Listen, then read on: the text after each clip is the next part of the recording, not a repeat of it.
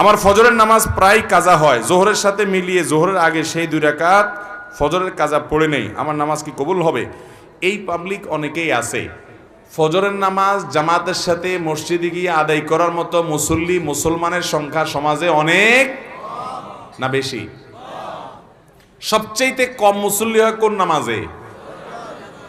কারণ ইবলিস জানে এই নামাজটায় হাজির হলে অনেক বেশি ফজিলত পেয়ে যাবে। জোহরের নামাজের চাইতে এই নামাজে হাজির হওয়ার গুরুত্ব বেশি, মাগরিবে এশায় হাজির হওয়ার চাইতে ফজরে হাজির হওয়ার গুরুত্ব বেশি।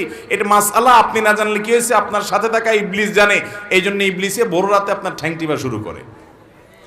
দেখবেন রাত 12টা 1টা 2টা পর্যন্ত ঘুম আসে না, ফেসবুক টিপতেছেন, ইউটিউব টিপতেছেন, মোবাইলে মুনাজাত ধরতেছেন, শয়তানের জিকির আজকার করতেছেন, এগুলো করতে করতে 12টা 1টা পর্যন্ত আপনার ঘুম আসে না।